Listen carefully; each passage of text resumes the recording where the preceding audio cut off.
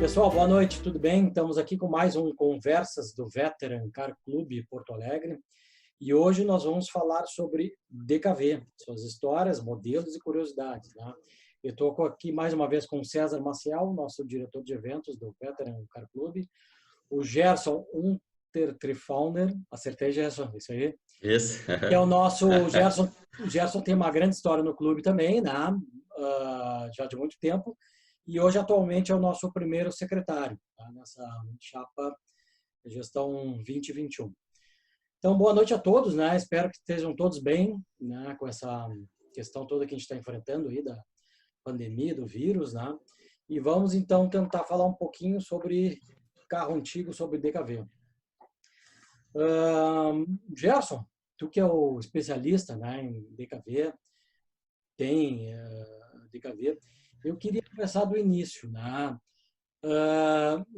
Diz para nós assim uma curiosidade, assim, o que significa DKV? É, das Kleine Wunder, a Pequena Maravilha, que tem outros, esse é o nome que predomina, mas tem outras nomenclaturas que também, Deutsche Kraftwagen, pequeno carro forte alemão, né? E Dampfkraftwagen, que foi o primeiro, que era carro forte a vapor, né? Que a DKV, o Rasmussen, ele começou com carros a vapor. Ele era um dinamarquês e viu na Alemanha, como a Alemanha tinha uma metalurgia bastante desenvolvida, ele viu que tinha possibilidade de desenvolver o sonho dele, né, de uma empresa, né, voltada para veículos, né. Uhum. Então tem três nomes assim que é dito, mas o que predomina realmente é a Pequena Maravilha, das Kleine Wunder, né? Que eu acho que é o que caiu assim até no gosto popular também, né? Eu me lembro que meu pai teve duas. É, Meu pai teve a perua e depois teve o Belcar, o Belcar. o Alto. Mas não com a porta suicida, já com a porta normal, né? Ah, sim. E eu era piá, enfim, né? Aham. E eu me lembro que sempre ele falava da Pequena Maravilha, né? E os vizinhos É, também. Então acho que meio que ficou no imaginário também do brasileiro isso, que pese que tem essas outras acepções da palavra, a questão da Primeira Maravilha. é. Mas, assim, a história assim, remonta ao início do século passado, né? Exatamente, é. A Que criação. o Rasmussen, ele chegou na Alemanha por volta de 1905, 1906, né? E aí ele começou com carro a vapor, mas a tecnologia do vapor não vingou, né? Sim. Então ele desenvolveu modelos até que consumia muita água, que era digamos assim, o carro a vapor tinha essas desvantagens. Demorava para começar o carro poder andar, até aquecer a água e o carro começar a andar, e também tinha muito desperdício de água.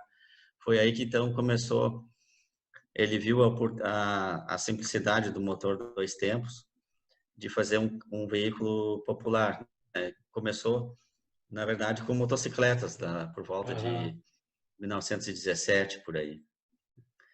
Então, aí se popularizou, fazer pequenas motocicletas, e aí foi para os automóveis, onde começou o primeiro modelo, que é o F1, e aí foi indo, o F1, F2, o F5, F7. Eu Sim. cheguei a ter um F7 1939, que era um motor 2 cilindros, motor 2 cilindros de 5 peças móveis, né? E já naquela época, lendo o manual do proprietário, é interessante que uma TKV era bastante avançada em alguns aspectos, são conceitos modernos. No manual do proprietário dos anos 30, diz assim: você vai gostar do DKV. Ele é pequeno por fora e grande por dentro. Então, eram os conceitos de espaços, né? Carro, Sim. digamos assim, simples. E isso foi que cativou de tração dianteira. Então, os primeiros DKVs, eles eram extremamente simples. Eles não tinham bomba d'água, Uhum. não tinha bomba de gasolina. Por ser 2 tempos, não tinha bomba de óleo também, Sim. consequentemente, né? E tinha uma peça do motor que tinha função de 4 em 1, que era o Dyna Start, que ele tinha função como o induzido era grande, ele tinha função de volante, ele era distribuidor, dínamo e motor de partida. Era a alma do motor, estava ali no Dynastart, que era uma peça, assim, hoje muitos mecânicos estranho ver isso aí e talvez achem difícil consertar, mas ele não, na verdade era diferente, muito funcional, né? Uhum. Então, esses DKV 2 cilindros, todos eles eram com o Dynastart. Teve os últimos 2 cilindros, teve alguns já que era com distribuidor e motor de partida separado e tal, né? Uhum. Mas o próprio 3 cilindros já era um motor já projetado antes da Segunda Guerra, mas só veio ser lançado depois que terminou a guerra. Sim. O 3 cilindros. No Brasil, aqui em 53. Uhum. Né? Já. Essa tecnologia dos 2 tempos, né, que ele trouxe das motos, essa é a mesma tecnologia que nós vimos nas motos ainda rodando aí até pouco tempo, né? A própria Yamaha, né? É interessante que o primeiro modelo da moto Yamaha é idêntico à moto DKV, em tudo, só muda o símbolozinho.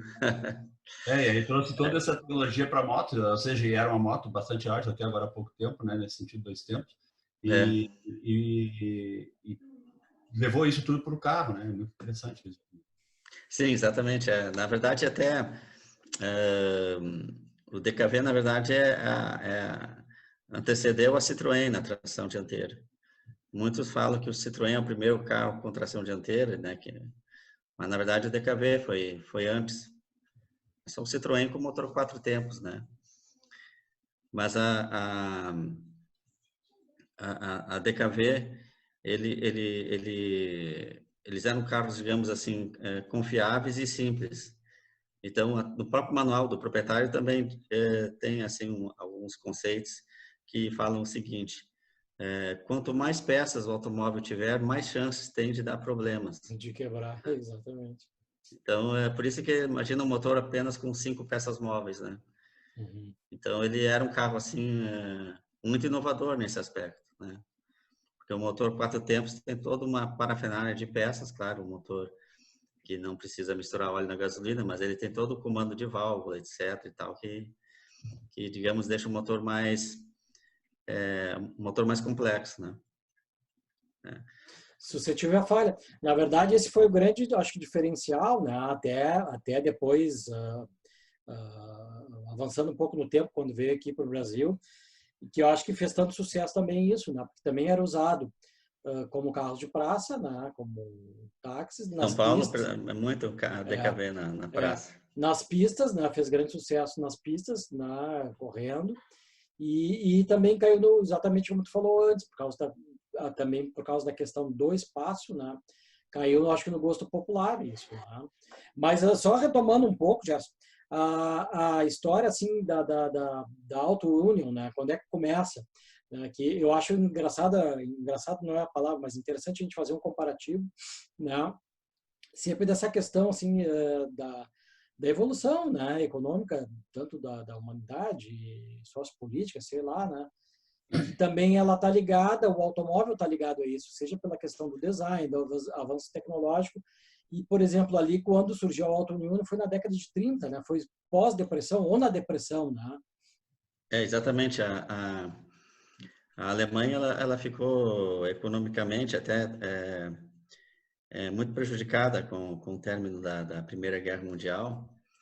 Então, os anos 20 foram uns anos assim muito difíceis para a Alemanha.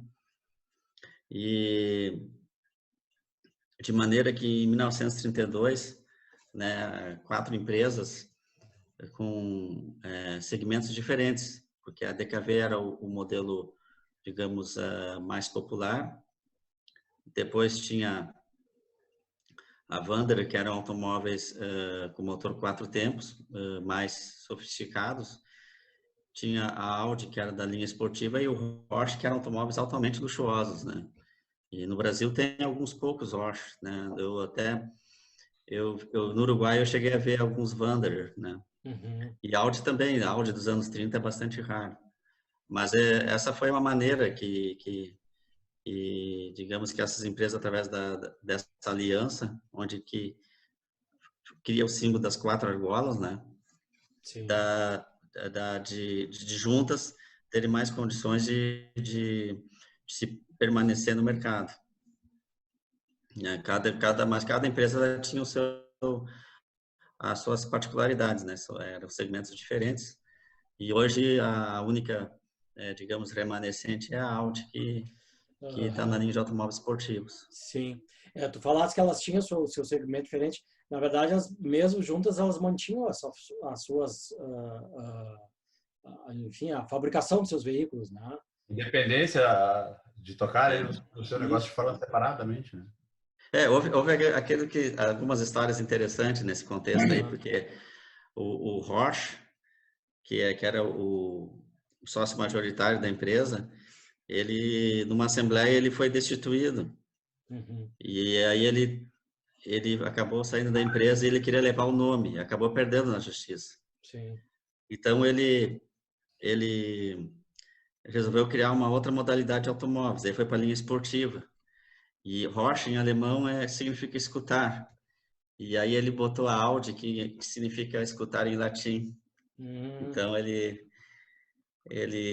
acabou tendo uma nova linha de produtos em termos de automóveis, um outro segmento, né? E que no fim acabou lá mais à frente lá fazendo parte da aliança da Auto Union. É bem interessante esses aspectos na história do automóvel, né? Não, e assim, nós aqui, né, por exemplo, no Brasil, durante muito tempo o Brasil só montava carros, né? Aí veio lá na década de 50, justamente tem aquela questão que sempre se fala, qual foi o primeiro carro feito aqui, né? Ou a DKV ou a Romizeta, né? Enfim. Sim, exato. Mas na verdade, sim, foi, eu acho que no governo Juscelino, parece que lá no fim ainda do governo Vargas já começou algum incentivo de indústria automobilística. Na verdade, Mas ali na década de 50 se criou aquele grupo, né, o GEIA, que a VEMAG, daí que era a VEMAG me ajuda aí. Veículos e máquinas agrícolas. Agrícolas, pegou a concessão, né, o fim, a autorização para fazer as DKVs aqui. Daí surgiu, então, na década de 50, o primeiro veículo nacional, né? Teria sido essa a história. Na verdade, o primeiro carro fabricado no Brasil foi a Romizeta. Isso. Que também com motor 2 tempos, mas era um automóvel mais popular ainda, porque era uma mecânica um pouco mais possante que das motonetas, né? Uhum. Mas logo depois, pelo fato da Romizeta ter apenas uma porta, ela não é considerada como o primeiro automóvel realmente no Brasil fabricado assim, um DKV. Mas claro, se for olhar assim o fato, ela tinha 4 rodas, era um veículo pequenininho, Sim, mas sim. na verdade a Romizeta ela antecedeu um pouco antes a DKV, né? Que aqui no Brasil, quando o Getúlio, foi tempo do Getúlio que criou o GEA, né? Grupo Executivo da Indústria Automobilística, que o Juscelino depois deu continuidade. Uhum. E a VEMAG viu a oportunidade junto com a Auto Union, de lançar o DKV aqui no Brasil, que foi o primeiro, em 56, que era o conhecido o DKV Universal, que era uma perua, a F91. E só que lá na Alemanha a F91 já era, digamos assim, já era superado, né? Porque lá já estava no F94 que foi depois em 58 começaram a fabricar no Brasil, que eram os nossos DKVs tradicionalmente conhecidos, né? O F91 até é bastante raro, até se sabe de poucas assim que estão. Tem um em Canela aqui, um F91, DKV Universal. Tem também um outro em São Paulo, que é do jornalista, agora me fugiu o nome dele.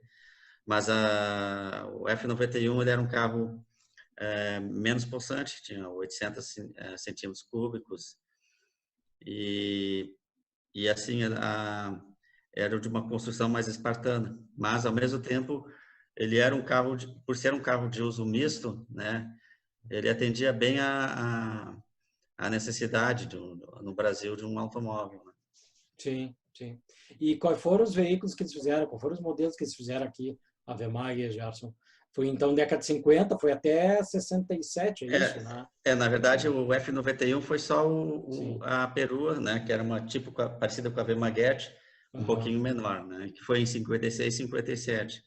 Já em 58, então, começou a produção que o nome Belcar veio mais tarde, V-Maguete também, né? Sim. Mas era o modelo F94, que era o automóvel sedã 4 portas, e, né, com um motor de 900 centímetros cúbicos, e a caminhonete, que depois foi em 60, 61, já veio para o nome de V-Maguete. Uhum.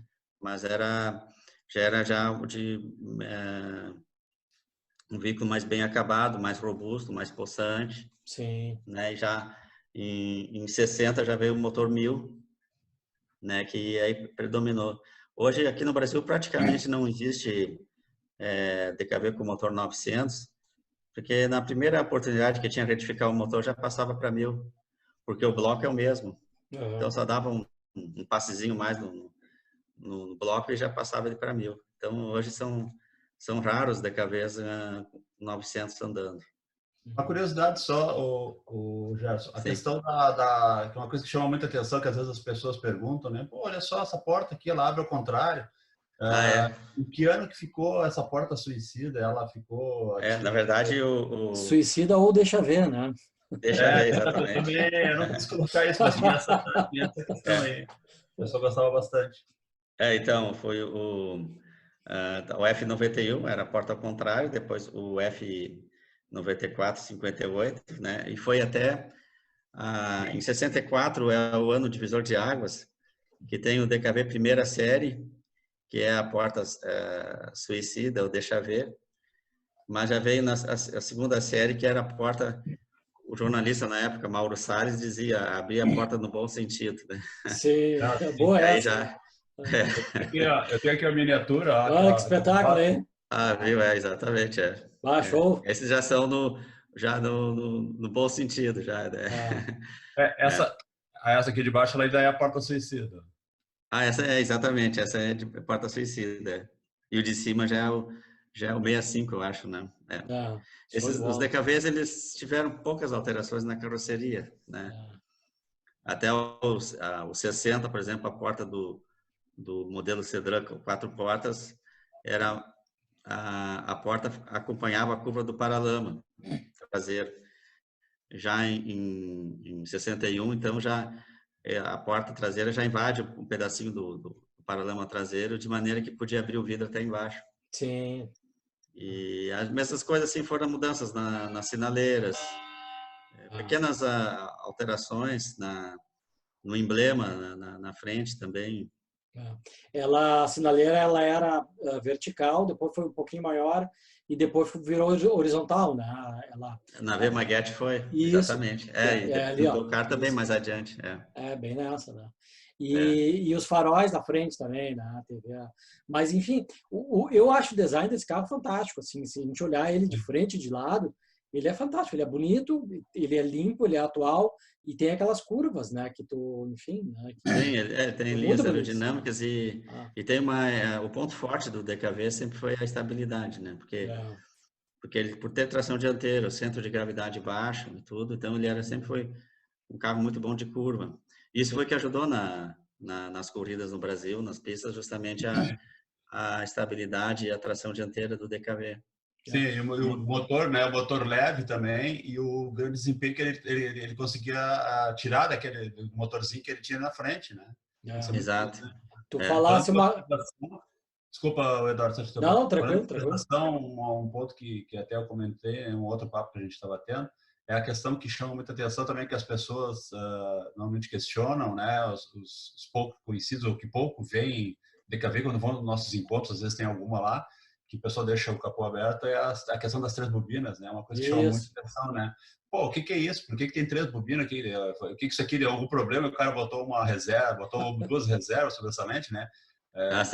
Normalmente a pessoa pergunta e acha curioso isso. Exatamente. Na verdade, a DKV ela usou isso aí como mais uma tecnologia preventiva para o carro não ficar na estrada, porque tem automóveis que tem um motor muito parecido, como o Saab, né? Que é apenas uma bobina e um platinado. Às vezes, se pifar o platinado, a bobina fica na estrada. Já o DKV não. O DKV ele anda em 2 cilindros e até em 1 cilindro ele anda. Eu já escutei muita história assim de pessoas que tiveram DKV nos anos 60, 70, né? E disseram, bah, eu voltei de uma viagem 2 cilindros. Aí ia embora, né? O carro ele não ia mais devagar, mas ele ia. Não, Então ele fantástico, tinha né? Impressionante. Na verdade, era uma ideia meio que, assim, falar, meio, tu falou antes, não sei se foi esse o termo que usou, mas meio que revolucionário, porque era um carro teoricamente simples, né? Mas que, tipo assim, quase nunca te deixava na mão, né?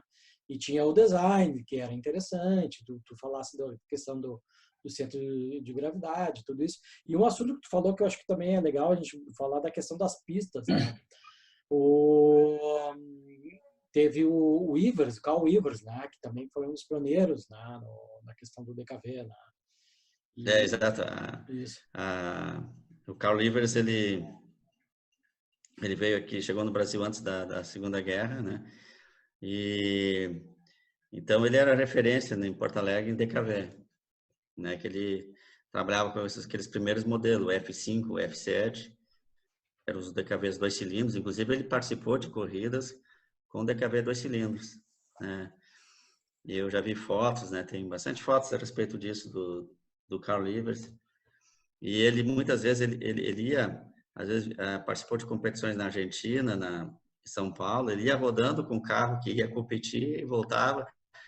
E muitas vezes chegava em primeiro lugar, né? Então ele era uma pessoa assim que ele era um entusiasta e um grande conhecedor de DKV.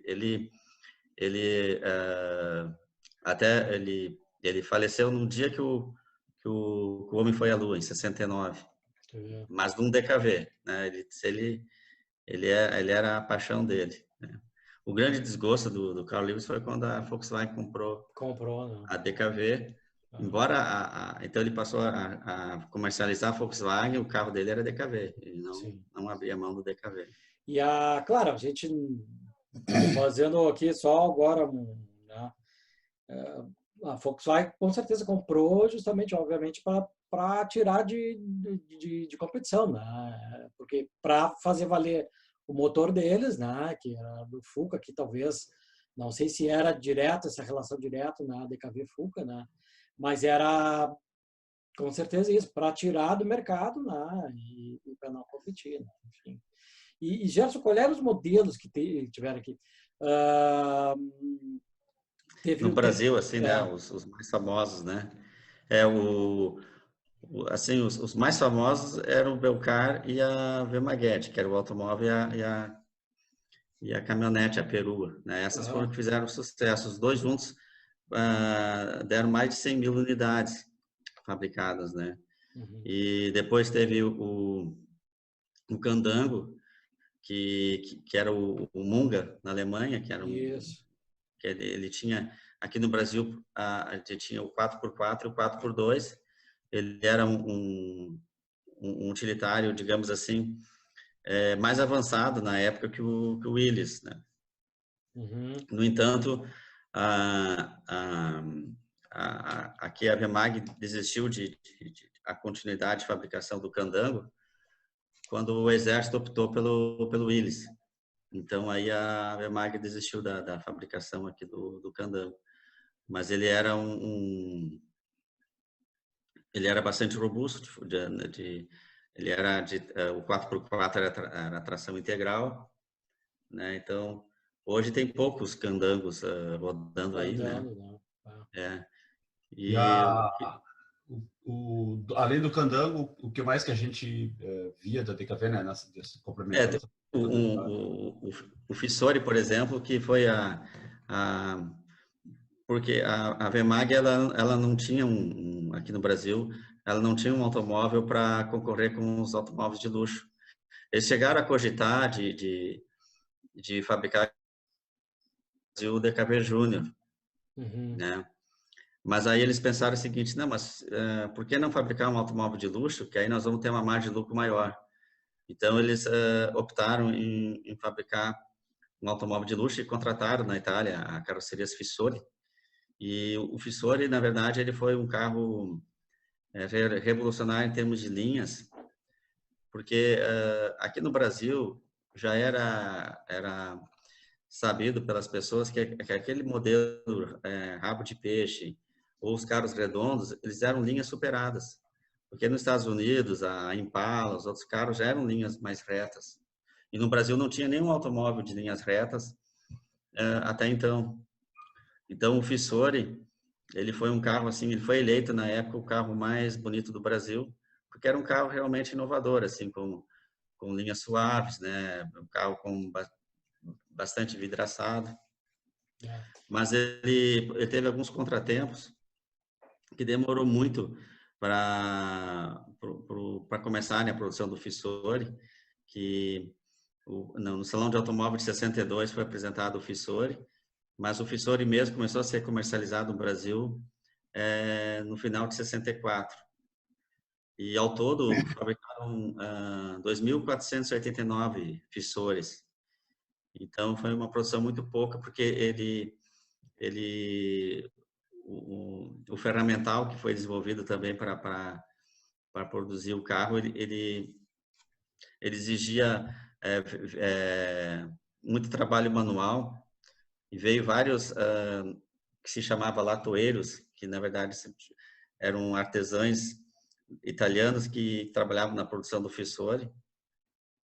O carro recebia bastante estanho e tudo mais, e ele se tornou um carro mais pesado que o Belcar, 90 quilos a mais. Então, ele frustrou, porque ele era um automóvel de luxo, mas ele tinha um desempenho inferior ao Belcar. A fábrica, na época, testavam os motores, aqueles que tinham melhor performance, que chegavam perto de 60 HP, eram colocados nos DKV Fissori.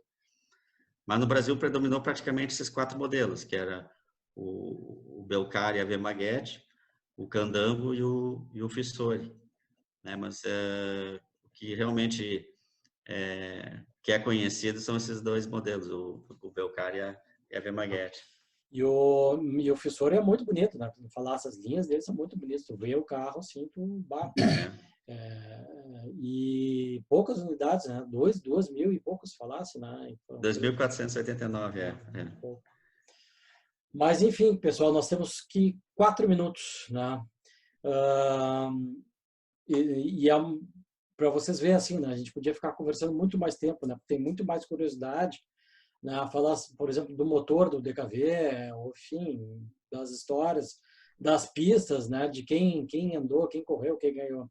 Mas temos aqui 4 minutos, né? Alguma curiosidade, Gerson? A questão do Lubrimate, por exemplo, né?